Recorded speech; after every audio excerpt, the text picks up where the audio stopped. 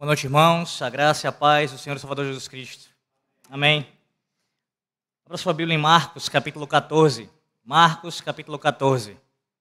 Enquanto você encontra o texto, talvez, para surpresa de alguns irmãos, nós estamos hoje na sequência de nossas exposições em Efésios, mas já explicando a vocês, devido à semana bastante difícil em termos de saúde lá em casa, muita correria, infelizmente eu não consegui concluir a escrita do sermão de Efésios capítulo 1, do versículo 7 até o versículo 12, que é a próxima perícope que eu vou pregar.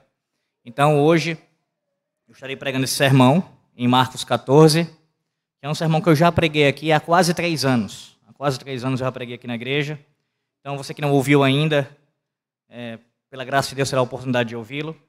E aqueles que já ouviram, que o Senhor Deus edifique mais uma vez a fé de vocês, através da palavra dele. Marcos 14, do versículo 66 ao versículo 72. É a última perícope do capítulo 14 de Marcos. Versículo 66 até o versículo 72.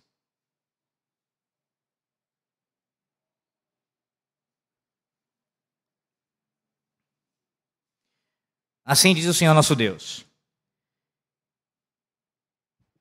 Estando Pedro embaixo no pátio, veio uma das criadas do sumo sacerdote e, vendo a Pedro, que se aquentava, fixou-o e disse: também estavas com Jesus, o Nazareno.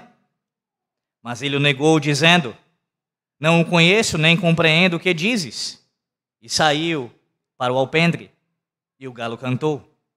E a criada, vendo-o, tornou a dizer aos circunstantes: este é um deles. Mas ele outra vez o negou. E pouco depois, os que ali estavam disseram a Pedro: verdadeiramente és um deles, porque também tu és Galileu. Ele, porém, começou a praguejar e a jurar: não conheço esse homem de quem falais. E logo cantou o galo pela segunda vez. Então, Pedro se lembrou da palavra que Jesus lhe dissera: antes que 2 vezes cante o galo, tu me negarás 3 vezes. E caindo em si, desatou a chorar. Amém. Oremos. Ó Deus, essa noite nós te rogamos que abra os nossos olhos e os fixe no Senhor. Que nós venhamos a olhar somente para Ti. Olhar para a pessoa do nosso Redentor e confiar somente em Ti. Que larguemos, Senhor Deus, essa noite, qualquer tipo de justiça própria, qualquer tipo, ó Deus, de confiança em nossas obras e descansemos somente no nosso Senhor e Salvador Jesus Cristo. Nos ajuda, Senhor. Nos ajuda, porque só permaneceremos firmes em nossa fé se olharmos para Jesus Cristo e nele descansarmos. Assim oramos, Senhor Deus. Em nome de Jesus. Amém. Meus irmãos, em tempos de reforma protestante, ou melhor, de data próximo, a lembrarmos desse período da reforma protestante, é interessante nós citarmos alguns nomes que foram importantes nesse período do século XVI. E aqui eu friso especialmente um reformador muito importante para o contexto da reforma, especialmente para o contexto da reforma presbiteriana. Sim, o famoso John Knox, aquele que é chamado historicamente de pai do presbiterianismo. E não, isso não significa dizer que ele inventou a doutrina, que ele a criou do nada, claro que não.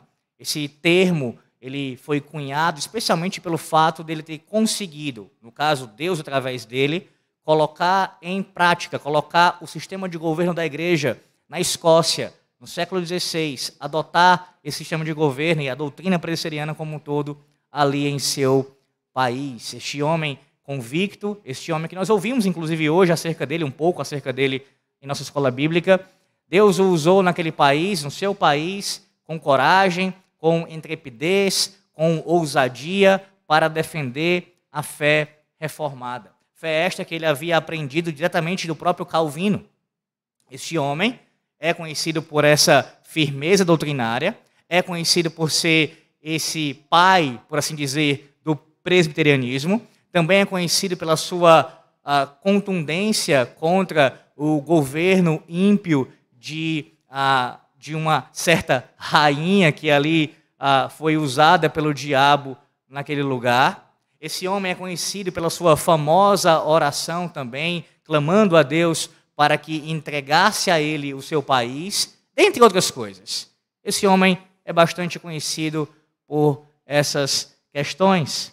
Mas John Knox, meus irmãos, se você já leu alguma coisa acerca dele, da sua biografia, acerca da sua pessoa, você sabe que ele era um homem que sabia da sua fraqueza.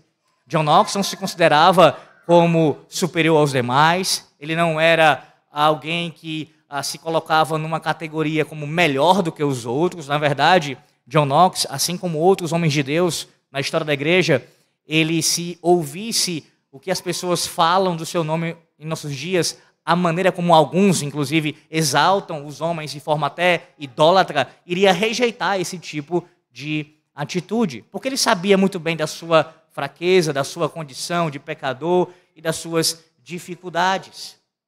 Agora, John Knox, nesse seu reconhecimento de fraqueza, de dependência do Senhor Deus, ele tinha uma característica que todo homem de Deus possui. Todo discípulo de Cristo tem essa característica. John Knox tinha os seus olhos firmes, fitados na pessoa de Cristo. Ele olhava para o seu Redentor e era nele que ele descansava. Somente olhando para Cristo, olhando para o seu Senhor, é que ele poderia, assim, prosseguir na reforma na Escócia, defender a fé com tanta coragem, com tanta firmeza. Então não era algo que partia dele mesmo, mas era uma confiança inabalável na pessoa de Cristo. Sim, meus irmãos, porque somente assim, somente dessa forma, somente quando nós olhamos para o Senhor e os nossos olhos estão fixos nele, nós podemos permanecer firmes, de pé, com a nossa fé e continuarmos assim, caminhando nessa jornada cristã. É exatamente sobre isso que o texto dessa noite nos traz essa verdade, a saber que só iremos perseverar na fé, firmes, se continuarmos olhando para o nosso Senhor Jesus Cristo. Caso contrário, se você não olhar para Cristo, se você não permanecer dessa maneira, olhando para Ele, para a sua fé ser fortalecida, com certeza você o negará. Você o negará. É olhando para o Senhor, o autor e consumador da sua fé, que você permanece firme. Caso contrário, você o negará. Esse texto, meus irmãos, essa passagem que fala da negação de Pedro, tão famosa negação de Pedro, tem muitos ensinamentos. E eu quero esboçar alguns deles aqui, alguns princípios, alguns ensinamentos que fluem dessa perícope. Em primeiro lugar, eu quero que você observe que esse texto, essa passagem, nos mostra que o aviso que Cristo dá jamais pode ser esquecido. O aviso que Cristo dá jamais pode ser esquecido. O que está acontecendo aqui, essa negação que ocorreu, Pedro ter negado o seu Senhor, foi avisada pelo próprio Senhor Jesus Cristo. Volte seus olhos um pouco para o capítulo 14 ainda, versículos 27 até o versículo 31. Veja aí, capítulo 14, do 27 ao 31. Veja o que diz o texto. Então, lhes disse Jesus: todos vós vos escandalizareis, porque está escrito: ferirei o pastor e as ovelhas ficarão dispersas. Mas depois da minha ressurreição, irei adiante de vós para a Galiléia. Disse-lhe Pedro: ainda que todos se escandalizem, eu jamais. Respondeu-lhe Jesus: em verdade te digo que hoje, nesta noite, antes que 2 vezes cante o galo, tu me negarás 3 vezes. O Senhor avisou. Versículo 31. Mas ele, Pedro, insistia com mais veemência: ainda que me seja necessário morrer contigo, de nenhum modo te negarei. Assim disseram todos. Veja, o Senhor o alertou, o Senhor foi claro no seu aviso, disse que isso aconteceria e Pedro deu com os ombros. não ouviu o aviso do próprio Senhor Deus encarnado diante dele. Pedro, você vai me negar. Pedro discorda de Cristo e disse, eu não vou fazer isso. Eu permanecerei firme até o fim, mesmo que seja necessário morrer por ti, eu vou morrer pelo Senhor. Meus irmãos, o aviso que Cristo dá jamais pode ser esquecido. Porque é o próprio Deus falando. É o próprio Deus admoestando o seu povo, falando com o seu povo. Foi assim durante toda a antiga aliança. Deus falou inúmeras vezes ao seu povo e muitas vezes o alertou com relação aos seus pecados. Chamou a sua atenção, os corrigiu, disse a eles que se eles não se arrependessem, se eles não mudassem o seu caminho, o que eles iriam provar? O juízo. E o que foi que aconteceu? Experimentaram o juízo. Quer seja o juízo babilônico, assírio, dentre outras perdas que Israel teve que encarar por causa de não ouvir o aviso solene de Deus. É exatamente assim que Deuteronômio 6 tem como foco principal falar isso ao povo. Deus diz, ouvi, pois, Israel, ouça, povo meu, ouça as minhas palavras, são palavras de vida eterna. Se você não atentar à minha voz, certamente você provará, sim, desgraças. Foi o que aconteceu aqui, meus irmãos. O apóstolo Pedro não ouviu o aviso solene do próprio Cristo. E o que ele fez? Incorreu naquele grave pecado. Quantas vezes o Senhor Deus já te alertou de forma específica e detalhada acerca de situações, acerca de circunstâncias, de atos, de práticas que você tem pecaminosas e você não se arrependeu ainda? Para eu pensar sobre isso. O Senhor tem falado com você diariamente, principalmente deste púlpito no culto solene. E não por causa de pregador A ou B, mas por causa da sua palavra sendo proclamada fielmente. E falado com você de forma direta. Porque você sabe disso, você é instruído acerca disso. Quando a palavra é pregada, Cristo está falando. Da forma como Cristo falou aqui, como falou na antiga aliança, falou aqui pessoalmente com Pedro, está falando agora, e alerta você mais uma vez quanto a isso. Quando é que você ouvirá a minha voz? Quando é que você vai prestar atenção nos meus avisos solenes? Esse caminho é caminho de morte. O que você está fazendo, por onde você está seguindo, com certeza levará você à ruína. Cristo avisa o seu povo, meus irmãos. Sempre nos chama a atenção, nos convoca a prestar atenção no que Ele diz, para que haja arrependimento, para que haja mudança. Se nós não ouvirmos o Senhor e quisermos pagar para ver, as consequências serão terríveis. Em segundo lugar, veja, até os mais corajosos, em algum momento, podem agir covardemente. Essa negação de Pedro nos ensina isso. Até os mais corajosos, em algum momento, podem agir covardemente. Você tem alguma dúvida que o apóstolo Pedro era alguém corajoso? Alguém que era disposto a enfrentar várias dificuldades? Se você observar, por exemplo, a sua atitude de professar a fé, de declarar aquela fé, aquela confissão que ele faz, de afirmar que Jesus era o Cristo, o Filho do Deus vivo, essa ousadia, essa intrepidez de Pedro. Além de ele ter agido da maneira também, de certa forma, corajosa, quando o Senhor ali foi preso, estava para ser preso, e ele feriu aquele soldado. Era um homem que tinha uma certa energia empenhada em coragem.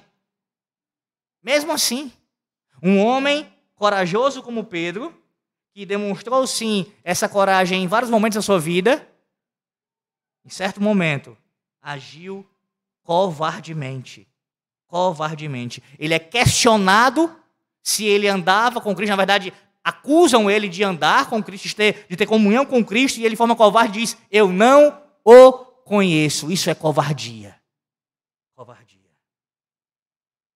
Responda você nessa noite. Quantas vezes você já negou a Cristo por causa de covardia? Por causa de medo?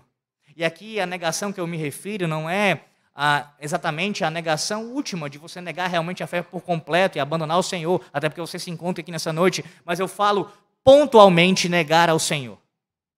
Negar ao Senhor no seu trabalho, negar ao Senhor na sua faculdade, negar ao Senhor na sua família, negar ao Senhor em alguma circunstância onde você tinha que agir em conformidade com a palavra de Cristo e você negou a Cristo, agindo contrário à sua vontade, fazendo diferente do que Ele agrada. E sabe por quê? Por covardia, por medo. Medo do que vão dizer, medo do que as pessoas podem pensar de você, medo das reações, medo das consequências, do que pode você perder com isso. Medo. Sabe o que é isso? Covardia. Covardia. Aqueles que servem ao Senhor Jesus Cristo não podem ser covardes. Meus irmãos, o capitão da nossa salvação, aquele que vai à nossa frente, aquele que nos salvou, ele não agiu covardemente quando teve que encarar a cruz em nosso lugar. Por que nós somos covardes muitas vezes? Em defender a nossa fé, em viver a nossa fé, em defender o nosso Senhor, onde estamos. Quando deixamos de fazer isso, estamos agindo à semelhança de Pedro, sendo covardes. Covardes. Bem, terceiro lugar, nem todos, é outra verdade que flui desse texto, nem todos os meios utilizados para a preservação da vida são legítimos. Nem todos os meios utilizados para a preservação da vida são legítimos. Veja que Pedro nega a Cristo para salvar sua pele. Ele está negando o Senhor para que não acontecesse absolutamente nada com ele. E aí, aqueles que utilizam o argumento da defesa pela vida em qualquer tipo de circunstância, em qualquer ocasião, se deparam com uma situação como essa, e aí como é que fica? Então, quer dizer que é legítimo para defender a vida isso ser feito a qualquer preço. Até mesmo pecar. Olha a situação. Se ele, com esse argumento de que queria defender a vida dele, tinha que negar a Cristo, logo, para cumprir esse mandamento, ele teria que quebrar outro mandamento. E o que é isso senão contradição? Quem raciocina assim, coloca a lei de Deus em contradição, o próprio Deus em contradição. Eu preciso defender a vida, eu preciso guardar o sexto mandamento, mas eu quebro o nono mandamento para isso. Eu minto, eu vou contra a verdade. Meus irmãos, a palavra de Deus, ela é coesa, ela é coerente e não há nenhum tipo de contradição na sua revelação. Não há de forma alguma. Nós não temos que escolher entre pecar ou pecar menos. Sempre a ordem para nós é não pecar. É escolher não pecar. Não pecar. Tem muitas situações que aconteceram esse tipo de circunstância onde argumentos como esse foram utilizados. Um exemplo disso foi o que ocorreu na pandemia. Nós temos que defender a vida. Nós temos que defender as pessoas que estão doentes e tal. Sim, é verdade. É verdade que tem que haver preocupação pela preservação da vida, especialmente daqueles que são são um alvo mais fácil da doença, tudo bem. Mas para fazer isso, para cumprir este mandamento, não é necessário, não seria necessário quebrar o segundo mandamento, o quarto mandamento. Deixar de adorar a Deus, de guardar o seu dia por causa disso. Você isola os doentes, você nesse caso cuida deles, mas ao mesmo tempo não cancela culto, não fecha a igreja, não acaba com a adoração pública a Deus. Isso é colocar os mandamentos em choque, fazer dessa forma. Deus não ordena isso, meus irmãos, pelo contrário, como eu disse, é contradição. Contradição. Os meios para a preservação da vida devem ser, eu friso, legítimos. Nosso catecismo, na pergunta 135, catecismo maior, diz o seguinte: quais são os deveres exigidos no sexto mandamento? A resposta no seu início diz assim: os deveres exigidos no sexto mandamento são todo o cuidado e todos os esforços legítimos para preservar a nossa vida e a de outros. legítimos. O que é legítimo, que Deus nos autorizou usar para preservar a vida. Para preservar a vida. Quarto lugar, ninguém está imune ao pecado de negar a Cristo, nem mesmo os ministros da palavra. Quem está negando a Cristo aqui? É um apóstolo. É alguém que o próprio Cristo chamou para ser um pregador da sua palavra. Lá em Mateus capítulo 10, versículo 2, Pedro foi chamado pelo próprio Cristo para ser um apóstolo dele. Quando Pedro escreve a sua primeira carta, no capítulo 1, versículo 1, ele auto-se-intitula Pedro, apóstolo de Jesus Cristo. Ele estava entre os 3 mais chegados ao Senhor. E como apóstolo, ele não apenas andou com Cristo, que, claro, não é pouca coisa, pelo contrário, ele foi chamado por Cristo, ele foi comissionado por Cristo, e ele escreveu para as igrejas, inspirado pelo Santo Espírito, em nome de Cristo. Então, era um ministro da palavra, e era um ministro da palavra que atuava dessa forma, de maneira singular, como um apóstolo. E mesmo assim, este homem, nessa posição, nessa condição que ele se encontrava, ele foi capaz de negar a Cristo. Por quê? Porque ninguém está imune disso. Ninguém. Nem mesmo um pastor, nem mesmo o melhor pregador que você possa conhecer, o teólogo mais capacitado, o homem mais piedoso, absolutamente ninguém está imune de negar ao Senhor e Salvador. Ninguém está. Então você fala, tudo bem, mas isso acontece com os falsos mestres, não, Alex? Quando alguém nega a Cristo, isso é uma demonstração de ser um falso mestre, um indivíduo que está ali se passando por um crente, por alguém piedoso. Ora, é bem verdade que os falsos mestres, eles já são, com a própria vida e ensino, uma negação de Cristo. Quando pregam um falso evangelho, quando vivem um falso evangelho, eles já negam a Cristo com palavras e obras. Mas não apenas os falsos mestres já negam a Cristo. Mestres verdadeiros, homens de Deus, é possível negar a Cristo. É possível negar a Cristo no sentido pontual mesmo. Por exemplo, quando um homem de Deus, chamado pelo Senhor para proclamar a sua palavra publicamente, ele se omite de pregar todo o conselho de Deus, que está descrito lá em Atos 20, versículo 27. Ele deixa de pregar todo o conselho de Deus. Ele começa no púlpito a fazer aqui escolhas. Não, eu não vou tocar nessa doutrina, eu não vou falar nessa outra, eu vou deixar de falar sobre isso, e vai negando, e vai negando, e vai negando, e vai deixando de lado, e praticamente não sobra quase nada para ele ensinar na igreja. Isso é uma maneira sutil, aparentemente, de negar a Cristo. Ele tem que pregar todo o conselho de Deus, toda a sabedoria de Cristo.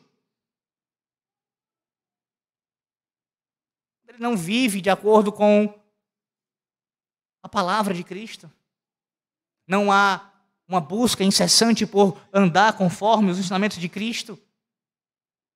E assim por diante. Sim, homens de Deus, pregadores, podem negar a Cristo em algum momento de suas vidas, ainda que pontualmente. Tire da sua cabeça essa ideia, se você tem, de que ministros do Evangelho, pastores, são uma espécie de Superman. Não são. Não são. Causa essa impressão muitas vezes quando a gente vê alguns homens especialmente que são muito usados por Deus, têm uma capacidade absurda, até mesmo a sua piedade. Há alguns homens que a gente até costuma brincar e falar entre nós, parece que exala a piedade do comportamento desse homem. Não é alguém incaível. Não é. Se ele está andando assim no temor do Senhor, é simplesmente pela graça de Deus. Deus o sustenta. Deus o mantém. Homens de Deus, pastores, pregadores, eles pecam. Eles pecam. Pare de ter esse conceito super exaltado, se é que você tem, dos pastores, de uma maneira pecaminosa, estou dizendo aqui. É claro que honrar, respeitar, cumprir o 5º mandamento, isso tudo é legítimo e é ordenado por Deus a nós. Estou falando de ir para um extremo, de tratar o ministro como se fosse realmente uma espécie de homem perfeito, que não falha. Pode observar que via de regra, as frustrações que ocorrem nas igrejas de membros para com liderança, especialmente para com pastores, envolve essa percepção equivocada que tinham dos pastores. Achavam que eram homens perfeitos ou quase que isso. E quando tem a primeira falha, o primeiro comportamento, a primeira fala de maneira diferente, já há ali uma rejeição, uma decepção tão grande que ele não consegue mais nem conviver com aquele homem.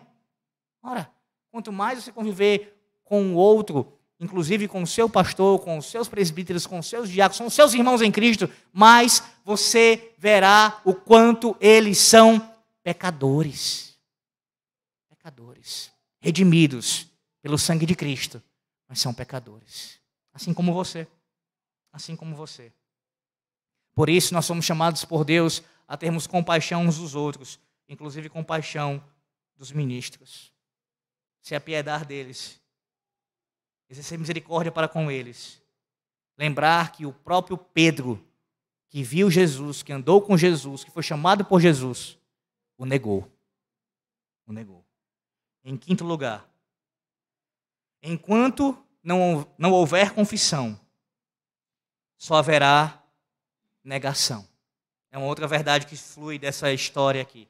Enquanto não houver confissão, ou melhor dizendo, só haverá negação.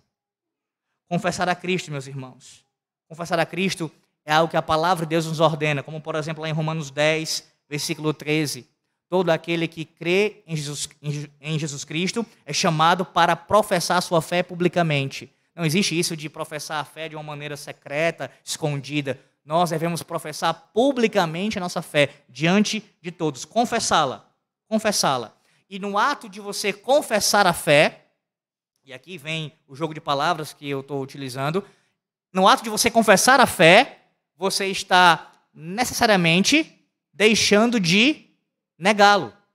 Você está, na verdade, afirmando o seu compromisso com ele. Você confessa a fé publicamente, de coração, com a sua vida, você está deixando de negar. Você não está negando. Quando você deixa de confessar a sua fé, e de viver em conformidade com ela, é claro, você está necessariamente negando a Cristo.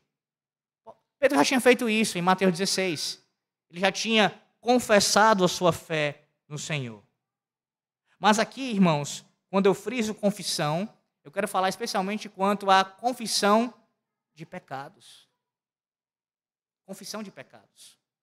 Da mesma forma, quem não confessa os seus pecados ao Senhor, quem não apresenta-se diante de Deus como um pecador e roga a Ele por misericórdia, diz: Senhor, tenho pecado contra Ti e contra Ti somente, nega-o. Nega-o. Não haverá mudança enquanto não houver confissão de pecados. Não é justamente esse o retrato da vida de muitas pessoas na igreja? Talvez seja o seu nessa noite aqui. Enquanto você não confessar os seus pecados ao Senhor, não fizer isso, você não pode, de forma alguma, alcançar misericórdia. Uma coisa conectada à outra, a palavra de Deus diz que aquele que confessa os seus pecados e deixa, alcança misericórdia. Como você quer alcançar misericórdia do Senhor, se você não confessa os seus pecados? Pedro, enquanto estava negando ao Senhor, não confessava ao Senhor, não afirmava estar comprometido com o Senhor, ia negando cada vez mais, o pecado só ia piorando. É exatamente isso que acontece, como uma bola de neve. Vai aumentando cada vez mais que o tempo passa. Você acha mesmo que esse pecado foi cometido, foi grave, eu não vou confessar, deixa aqui que eu resolvo depois. Ele vai ficar do mesmo tamanho, da mesma maneira? Só vai piorar. Se não houver confissão, só vai piorar. Tem que existir confissão de pecados.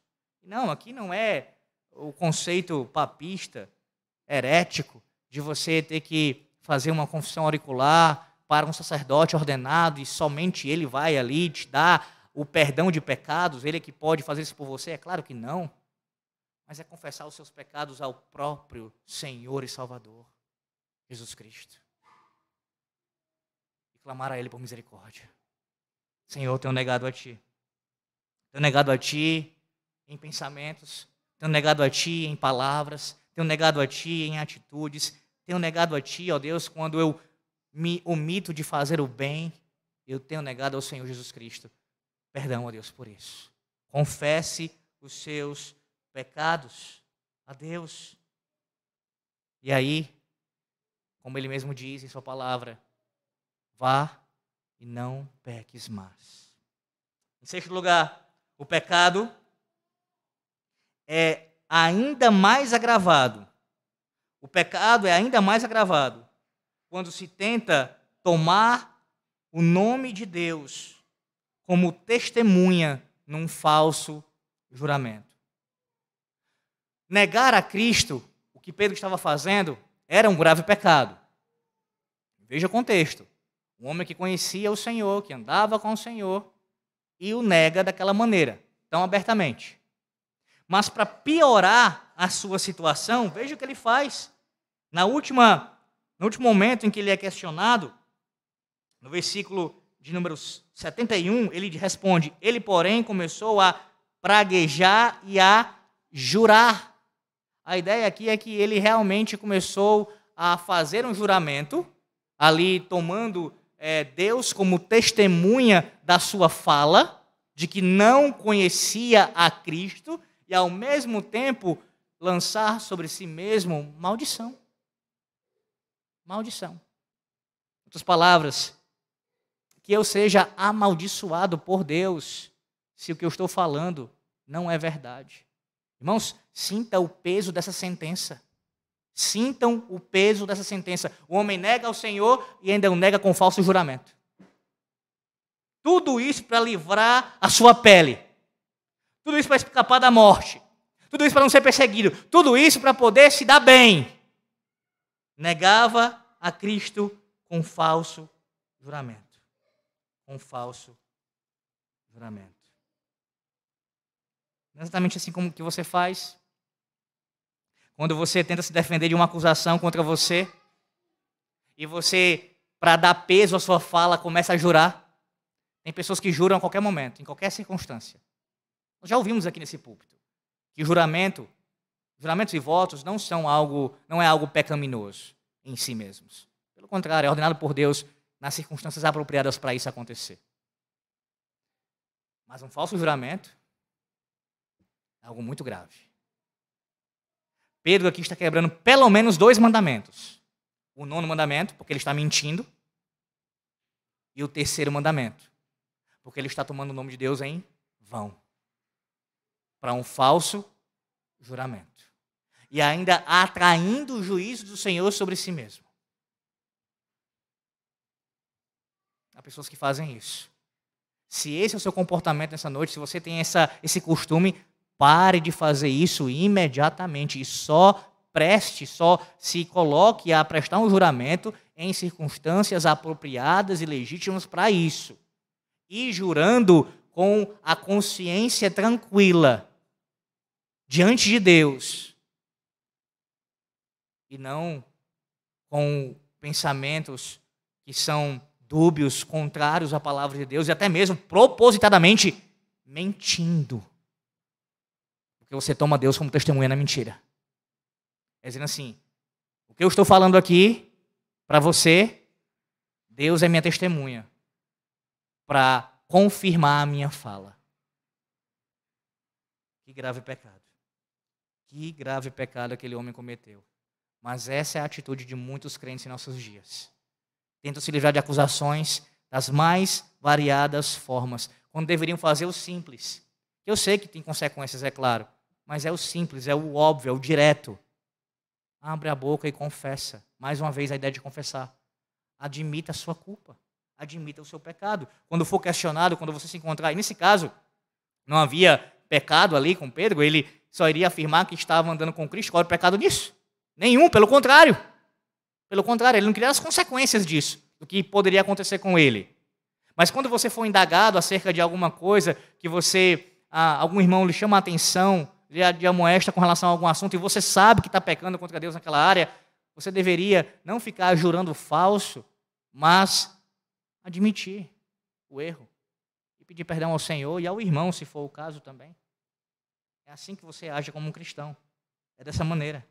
Não jurando falsamente, não chamando Deus como testemunha para as suas mentiras, mas com verdade e com temor diante do Senhor, afirmando somente a verdade. Nada mais do que a verdade. Sim, sim, não, não. É o que Cristo nos ordena fazer.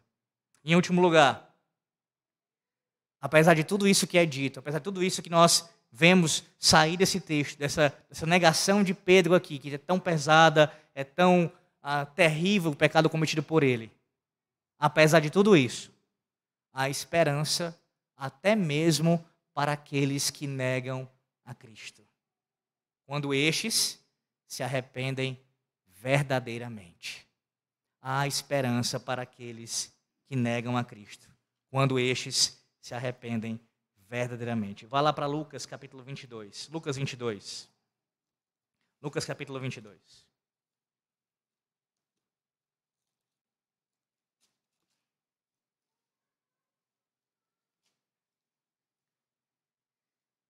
Versículos 60 e 61. Mas Pedro insistia: Homem, não compreendo o que dizes. E logo, estando ele ainda a falar, cantou o galo. Então, voltando-se o Senhor, fixou os olhos em Pedro. E Pedro se lembrou da palavra do Senhor, como lhe dissera: Hoje, 3 vezes me negarás, antes de cantar o galo. Aqui é a primeira demonstração bíblica da condução de Pedro ao seu arrependimento. Quando termina de negar ao Senhor, o próprio Senhor fita os seus olhos em Pedro. E Pedro é lembrado do aviso solene de Cristo. Você iria fazer isso, Pedro. Você iria me negar. As palavras de Cristo e o seu olhar tocaram profundamente o apóstolo Pedro, de tal forma que isso começou a conduzi-lo ao arrependimento. Além disso, veja, Mateus capítulo 27. Mateus capítulo 27. Quero que você observe aí esse texto. Mateus 27, versículo de número 3. Então Judas, o que o traiu, vendo que Jesus fora condenado, tocado de remorso, devolveu as 30 moedas de prata aos principais sacerdotes e aos anciãos, dizendo: pequei traindo sangue inocente. E aqui eu vou parar, depois você pode ler depois com calma o texto, fala da morte de Judas. Por que esse texto aqui eu estou citando? Ora, observe o texto que vem antes. A última perícope do capítulo 26, do versículo 69 até o versículo 75. É exatamente o texto correferente da negação de Pedro. E por que é que o Espírito Santo coloca esse texto aqui? Primeiro, a traição de Pedro, a negação de Pedro aqui, a negação de Pedro, e em seguida fala da atitude de Judas. Porque há um contraste, meus irmãos. Não apenas nessa passagem, mas nessas duas histórias como um todo. Qual é o contraste? O Senhor está nos mostrando a sua palavra, que enquanto Judas, ele aparentemente demonstrou algum tipo de tristeza pelo ocorrido, não houve um verdadeiro arrependimento. Porque arrependimento não envolve apenas uma demonstração de tristeza. Não é simplesmente chorar. Não é apenas se compungir. Não é apenas ter uma dor, algum sentimento ruim sobre aquilo que foi feito. No caso de Judas, não passou de remorso. Arrependimento, que o próprio Deus concede a nós, conduz à vida. Arrependimento para a vida. Esse é o ensino da palavra de Deus, esse é nosso ensino confessional. Arrependimento para a vida.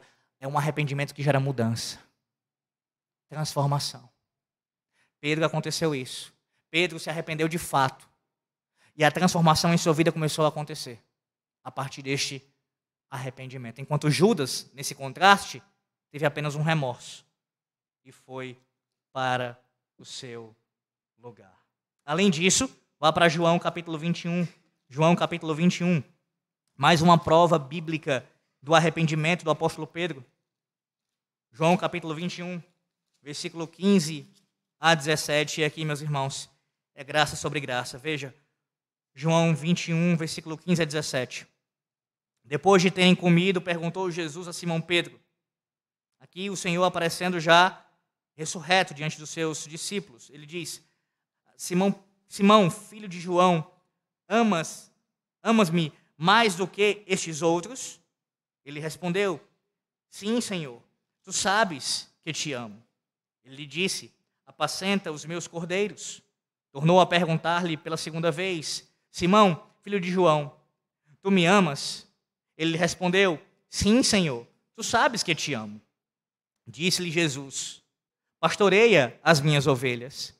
Pela terceira vez, Jesus lhe perguntou: Simão, filho de João, tu me amas? Pedro entristeceu-se por ele ter lhe dito pela terceira vez: Tu me amas? E respondeu-lhe: Senhor, tu sabes todas as coisas. Tu sabes que eu te amo. Jesus lhe disse: Apacenta as minhas ovelhas. Em verdade te digo, que quando eras mais moço, tu te cingias a ti mesmo, e andavas por onde querias. Quando, porém, fores velho, estenderás as mãos, e outro te cingirá e te levará para onde não queres. Observe aqui.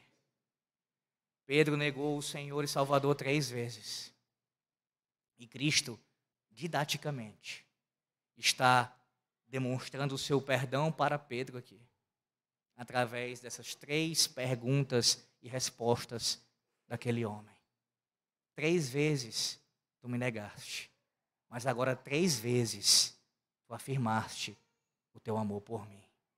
E esse amor de Pedro para com Cristo só pode ser demonstrado porque Cristo, antes disso, amou a Pedro. Aqui é a grande diferença, meus irmãos, porque que Pedro foi conduzido ao arrependimento e Judas não. Lembra? O próprio Senhor falou que o diabo, ele tentou ali pegar, se apossar da vida de Pedro e tentar ali destruí-lo, acabar com ele. Mas o Senhor disse que rogou por Pedro. Porque ele roga pelos seus eleitos. Ele ora por aqueles que lhe pertencem. Por isso que Pedro não foi tragado pelo diabo enquanto Judas o foi. Essa é a grande diferença. Pedro reage de uma forma, Judas de outra. Pedro é conduzido ao arrependimento e confirmado aqui nessa ação de Cristo para com ele. Que compaixão, meus irmãos. Que compaixão. E a grande ironia da história, sabe qual é? É que Pedro, que nega o Senhor para não sofrer as consequências de estar ali envolvido com ele naquele contexto, Cristo está falando aqui no final do capítulo 21 de João. Em outras palavras, dizendo o seguinte: você vai morrer por mim. Você vai morrer por mim. A tradição nos mostra, da história da igreja, que Pedro teve que encarar a morte como mártir por amor a Cristo. E nos conta que ele morreu crucificado. E pediu para ser de cabeça para baixo. Porque não era digno de morrer como seu Senhor e Salvador. Por que isso acontece? Por que homens como esse, como o apóstolo Pedro, podem agir assim, depois de cometerem pecados tão graves, tão vis, terminarem sua vida dessa maneira? Fiéis a Cristo. Sabe por quê? Porque a semelhança de Pedro, de John Knox e de tantos outros, todo homem que quer realmente permanecer assim, firme no Senhor, só é possível se andar com seus olhos fitos em Jesus Cristo.